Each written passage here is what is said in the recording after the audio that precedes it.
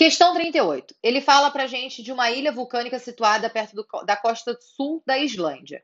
A erupção vulcânica que lhe deu origem ocorreu na década de 1960, o que faz dela seguramente a ilha mais nova do Oceano Atlântico. As primeiras espécies que aí se fixaram foram musgos e líquens. À medida que as aves foram fixando-se na ilha, as condições do solo foram melhorando e espécies vegetais mais complexas puderam iniciar a colonização do território. As aves, aí nesse caso, que ele está colocando, é interessante ele ter falado sobre aves, né? Não é algo que a gente geralmente vê. O que ele está descrevendo aqui para a gente em 1988 foi observada a presença do primeiro arbusto. O que ele está descrevendo para a gente é um processo de sucessão ecológica, né? Sucessão ecológica primária, inclusive, né? Porque ele fala de uma ilha vulcânica. Então, aí nesse caso, depois da erupção, o solo se torna estéril e a partir desse momento existe a recolonização desse ambiente. Então, a gente tem uma sucessão ecológica primária. Nessa sucessão ecológica, os primeiros organismos a viverem nesse ambiente, a colonizarem esse ambiente, são normalmente líquens, que são organismos que são associações mutualísticas entre algas e fungos, e a gente tem aí, nesse caso, a possibilidade de eles sobreviverem em condições mais adversas possíveis. Além disso, a gente tem também musgos, que são organismos de pequeno porte e tudo mais. Então, a gente vê que os organismos que ocupam inicialmente esse ambiente são organismos mais simples.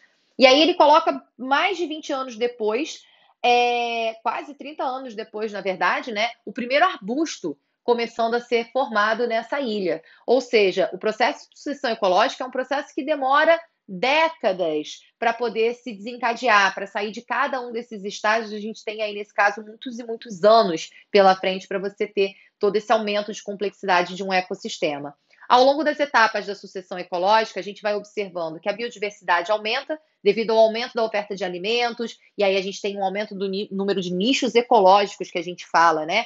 A gente tem aí, nesse caso, um ambiente que inicialmente muda muito rápido, né? A paisagem de um ambiente recém-colonizado tem uma alteração muito drástica, mas quando você tem esse ambiente já em estágios mais avançados da sucessão ecológica, que é o clímax, a gente já tem um ambiente mais estável, então as mudanças não são tão perceptíveis assim, não são tão drásticas assim.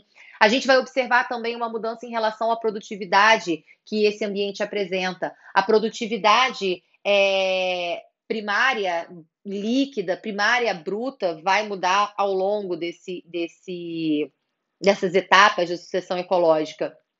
A produtividade líquida, de uma forma geral, né, ela vai, aí nesse caso, diminuindo ao longo das etapas da sucessão ecológica, porque a tendência é a produtividade bruta aumentar, mas aumentar também a taxa de respiração, ou seja, o consumo e produção estão aumentando numa proporção muito alta. Então, aí nesse caso, a gente pode dizer que a produtividade líquida ela vai estar diminuindo ao longo das etapas da sucessão ecológica.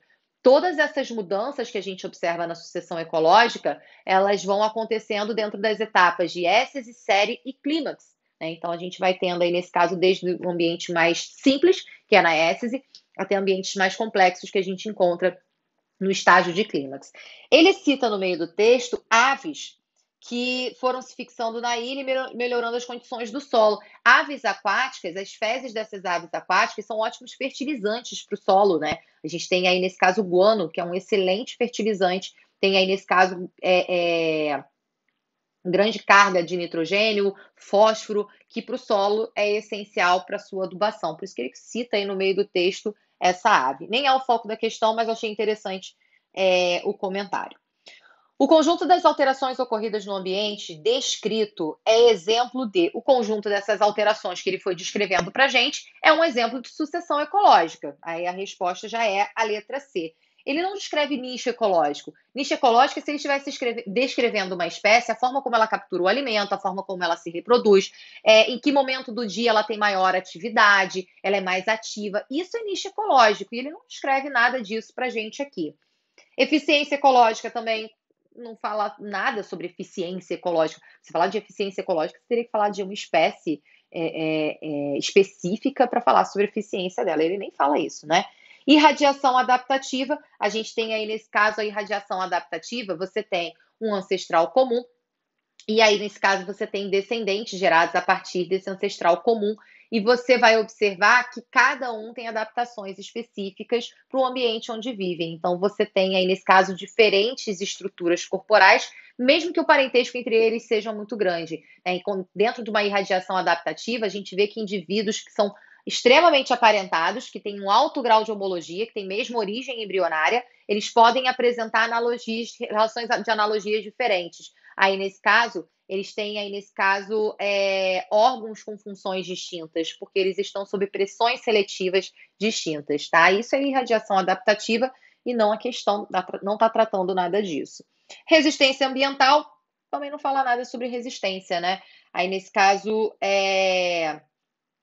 o que a questão trata com a gente seria o processo de sucessão ecológica, especificamente uma sucessão primária, porque ele fala sobre ilha vulcânica, né? Então, aí, nesse caso, a recolonização desse ambiente é a partir do zero. Se fosse uma sucessão secundária, não seriam musgos e líquens os primeiros a ocupar esse ambiente. Geralmente são gramíneas, são plantas, aí, nesse caso, gramíneas, que a gente vê ocupando o ambiente em sucessão secundária, que é gerada em queimadas e desmatamentos, essa condição de sucessão secundária.